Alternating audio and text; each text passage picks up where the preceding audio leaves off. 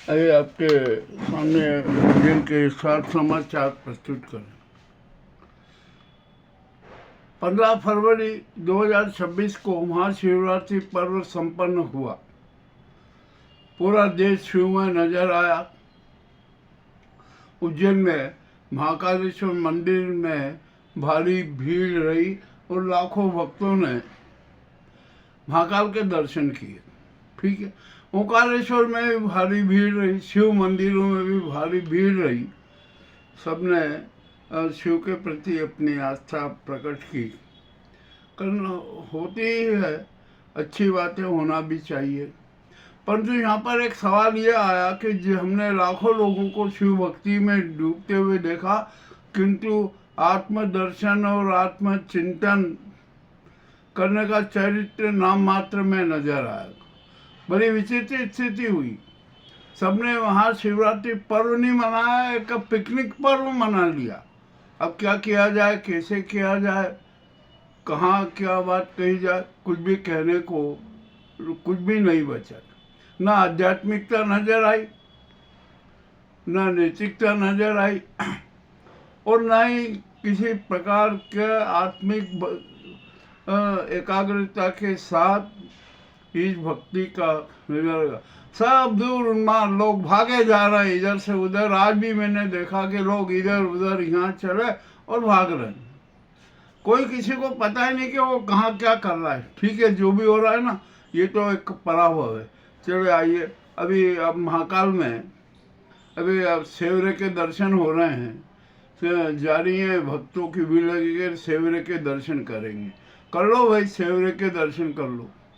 उसके बाद में सेवरे के जब दर्शन बंद हो जाएंगे, उसके बाद में फिर भस्म आरती होगी। लोग वहाँ पर देखने को चाहते हैं कि अरे भस्म आरती देखें। अरे भैया, आप कुछ मत करो, अपने आत्मा का दर्शन कर लो, आत्मचिंतन कर लो, सत्य सबके सामने आ जाएगा। मगर कोई भी आत्मचिंतन नहीं कर रहा। बस सबको पिकनिक मनाना है, दिखावे का धर्म करना है, मामला अपने आप को धार्मिक सिद्ध करना है। कर लो जो भी करना के वो, मगर ईश्वर को की आंखें तो सबको देख रही है ना। उसकी किताब में तो सब पे पाप कर्म और पुण्य कर्म सभी दर्ज हैं। अब ठीक है, जो हो रहा है वो हो रहा है।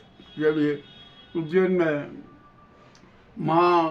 अनेक जगह पर शिव भक्ति के आयोजन हुए, मंदिर में सजा, सब कुछ हो गया, बढ़िया हो गया।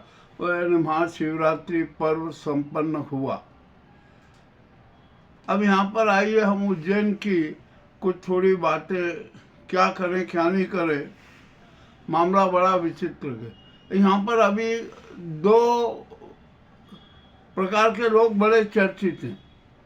एक तो साधु संत समाज में है, जिनको हम धर्म पालिका कहते हैं, और एक समाज पालिका मीडिया के। क्या हालत है उनकी, बड़ी विचित्र है। धर्म पालिका के चेहरों पर तो अब संकट ही संकट खड़ा हो गया। उनके सारे काले कारनामे उजागर होते जा रहे, चाहे मंदिर हो, आराधना स्थल हो, कहीं पर भी हो, अखाड़े हो, वहाँ पर साधुओं के तो विचित्र खेल नजर आ रहे हैं। सबको व्यवसाय चढ़ गया है, सब व्यवसाय में रत हैं। सबको अपना स्वार्थ सिद्ध करना है, किसी भी तरीके से स्वार्थ सिद्ध करो, ये लक्ष्य बना हुआ। अब यहाँ पर अनेक साधु संतों की जो रिपोर्ट हमारे पास में है ना, वो तो अति घिनौनी है। यदि हम उसको प्रसारित कर देंगे ना, तो ये जो धन के ठेकेदार बने हुए हैं ना, इनके पाँव के नीचे की जमीन खिसक जाएगी। कोई धन दे के महामंडलेश्वर बनाए, कोई आचार बनाए, और जो महामंडलेश्वर ने जो बने ना, इनका रिकॉर्ड बड़ा विचित्र किस्म का है। इन्होंने कितनी महिलाओं के साथ क्या क्या किया, ये भी सब उजागर है। को तो साधु संत हैं जिनकी सार्वजनिक पिटाई भी हुई है। अब क्या किया जाए, जो भी हो रहा है ना, ये सब मामला बड़ा विचित्र है। अभी एक नाम आया उत्तम स्वामी का, वो भी बहुत बुरे फंस गए, उन्होंने भी अपनी गैंग बना रखी थी। वे यहाँ से जबलपुर से फरार भी हो गए, और जो पीड़िता है ना, उसके भाई का और पीड़िता का पीछा करने लगे। सीकर का कोई पल्लव नामक आदमी है जो प्लेन से लेकर डीएसपी कार्यालय तक पीछा करता रहा, वीडियो बना रहा। मामला हुआ और उसके जो पीड़िता के भाई पर भी एक बार नहीं 2 बार हमले किए गए। हमला करके वो भाग रहा था। एक पास की जो बस्ती में गया, वहाँ के 50 लोगों ने, भीड़ ने उसको पकड़ लिया और खूब धुनाई की पल्लव की। और जब उसका भाई वहाँ पहुँचा, उनका नहीं, इसको आप मारिए मत, छोड़ दीजिए, इसको तो पुलिस के हवाले कर दीजिए। पुलिस के हवाले कर दिया गया, गिरफ्तार कर दिया गया। जो साधु संत है ना, इनका भी अब चरित्र हो गया। उज्जैन में भी उत्तम स्वामी के बहुत चहेते हैं। बड़ा विचित्र मामला है। उसमें कोई ठेकेदार है, कोई कमीशन एजेंट बाज है, कोई न जाने कितने कितने प्रकार के लोग उत्तम स्वामी से जुड़े हुए हैं। अब उत्तम स्वामी का उज्जैन कनेक्शन भी बड़ा विचित्र है। हमने भी कुछ प्रयास किए हैं कि आखिरकार ये उत्तम स्वामी के आड़ में किस किस ने कितने कितने खेल किए। हो गया ये बात, अब सब कुछ उजागर है। मुझे बहुत कुछ पता है कि उत्तम स्वामी के साथ कौन कौन है, क्या क्या नहीं करते हैं, और उत्तम स्वामी को प्रभावित करने के लिए, अपना दाव जमाने के लिए उत्तम स्वामी का कैसे उपयोग किया, ये भी मुझे पता है। छोड़िए अब ये बात, यहाँ तो अब है ना, इनकी बात करना ही बड़ा गलत है। तो जो हमारे धर्म के और संस्कृति के ठेकेदार है ना, ये क्या क्या गुड़ खिला रहे, किसी से छिपा नहीं है। अब आइए हम थोड़ी संगीत चेहरों की बात भी कर ले। अब संघ के चेहरों ने एक नया नाटक भी शुरू कर दिया है कि जितने मंदिर है, आराधना स्थल है ना, वहाँ पर अपना एक आदमी घुसाओ, 2 आदमी घुसाओ, वहाँ भगवान तक को, वहाँ की व्यवस्था तक को बंधुआ बना लो, अपने हाथों की कठपुतली बना लो, जैसा चाहो वैसे नचाओ। भगवान को भी कठपुतली की तरह नचाते रहो कि अरे तुम बैठ जाओ, चुपचाप रहो, बंधक हो, तुम्हें कुछ करने का नहीं, हम जो चाहेंगे वही होगी। ये व्यवस्थाएं आराधना स्थलों में भी चल रही है। बड़ी स्थिति खराब है। अब आइए यहाँ पर मीडिया की बात करें, समाज पालिका की बात करें। यहाँ पर अब तो क्या बताएं कि मीडिया में मेरा ख्याल है कि उज्जैन में लगभग 450 से 500 पत्रकार हो गए, बल्कि और इससे ज़्यादा ही होंगे। परंतु जब सबका रिकॉर्ड देखते हैं तो बड़ी विचित्र बात सामने आती। किसी को पत्रकारिता से तो मतलब है नहीं, नैतिकता से मतलब है नहीं। वहाँ एक ग्रुप बना लिया है, यहाँ पर कितनी गैंग में बढ़ गए हैं सब। अरे भैया तू ये करना, वो करना, तू तेरा वीडियो मुझे डाल देना, तेरा समाचार मुझे डाल देना, मैं कर दूंगा। ऐसे यहाँ पर किस प्रकार की हालत हो गई है मीडिया की कि जिसकी कोई सीमा नहीं। सबको चाहिए धन, सबको चाहिए बस अयासी, सबको चाहिए अपना प्रभाव। मामला बड़ा विचित्र हो गया। अब तो यहाँ पर हमारे शहर में सच्चे पत्रकारों का भी अकाल हो गया। यहाँ पर तो हर चेहरे पर, हर पत्रकार पे न जाने कितने मुखौटे लगे हुए।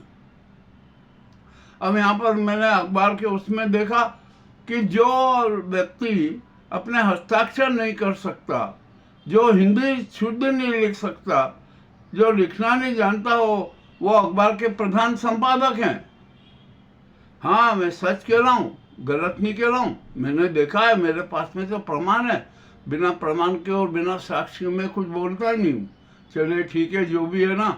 अब यहाँ पर जब इस सभी का पतन हो रहा है तो समाज पालिका कैसे बच सकती? मुझे कुछ आके अरे साहब यूँ है वो है, मैंने कहा होगा भाई। और यहाँ पर एनजीओ के खेल भी बड़े तगड़े हो रहे हैं। एनजीओ के नाम से भी खूब ठगी हो रही है। बड़ा मूर्ख, जितना जनता को मूर्ख बना सकते हो। कुछ न कुछ कार्यक्रम रखो, धर्म के नाम का कार्यक्रम रखो और अपना माल आंटी कर लो। ये भी सारा हो रहा है। तो उज्जैन की स्थिति बड़ी खराब है। और उज्जैन में तो अराजकता ही अराजकता, हर तरफ अराजकता है। धनखोरी है, कमीशनबाजी है। और यहाँ पर तो एक विशेष बहुत बड़ी गैंग भी बन गई है कमीशनबाजी की।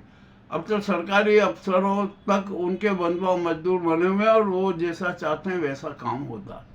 मामला बड़ा विचित्र है। अब पुलिस को भी क्या दोष दें, उसको तो व्यवस्था ही करने में रह जाता है, तो अराजकता तो फैलेगी ही। यातायात अराजकता चरम पर एक होती रहेगी, कोई खास बात नहीं है। अब देखते हैं क्या है।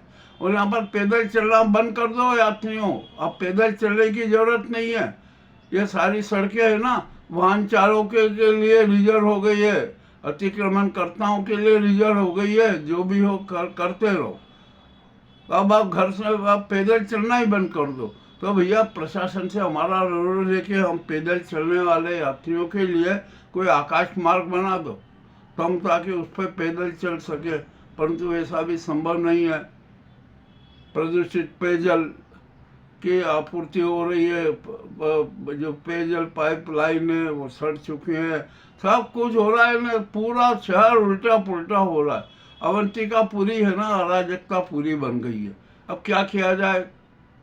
यहाँ की जनता भी तो वैसी है ना, जनता भी तो सड़कों पे नहीं आना चाहती, सड़कों पे नहीं उतरती है, बस अपने स्वार्थ में डूबी रहती है। और ये धार्मिक जो समारोह ने जो भ्रमित करने वाले कार्यक्रम होते हैं ना, इनमें व्यस्त रहती है। अरे दिखावे का धर्म और दिखावे का धन बंद कर दो, कोई अर्थ नहीं है। आत्मदर्शन और आत्मचिंतन कर लो, अपना सत्य जान लो। और जो सच्चा मानव है ना के रूप में हम आए थे, वो हमसे दूर हो गया है। हम शैतान हो गए, स्वार्थ के शैतान हो गए, अहंकार के शैतान हो गए। तो ये सारा कुछ चरित्र भी त्याग दो, परंतु कोई त्यागने को तैयार नहीं। अभी अभी मैं जब सुबह निकला तो वहाँ पर लोग ऐसे बेहताशा वाहनों से दौड़ रहे कि जिसकी कोई सीमा नहीं, कोई काम नहीं। और यहाँ पर न कोई पुलिस, न कोई प्रशासनिक नियंत्रण, कुछ भी नहीं। बस चल रहा है भागम भाग। कोई भी किसी को भी कोई टक्कर मार देता है, कोई भी दुर्घटना भी संभव है। यदि हम पैदल यात्री जरा से सतर्कता से न चले ना, तो हमारा भी कचूमर निकल जाए, हो सकता है कि मौत भी हो जाए। तो ये हमारे उज्जैन की स्थिति है। ये भैया महाकाल महाराज को हम जय बोलते हुए उनसे एक निवेदन करते हैं कि आपके राज में, आपके दरबार में, उज्जैन में कितनी पोलें बन चुकी हैं। जिधर देखो उधर तो पोल बनी हुई है। तो महाराज आप कृपा करो, ये पोल है ना खत्म करो। और आपको हम महाकाल महाराज से यही प्रार्थना करते हैं कि अब यहाँ पर अपना तीसरा नृत्य खोलो, तांडव नृत्य करो। ये भी बहुत जरूरी है। यदि ये नहीं किया ना तो उज्जैन शहर बर्बाद हो जाएगा, तबाह हो जाएगा। यहाँ का वातावरण ही खराब होगा, जल वायु ध्वनि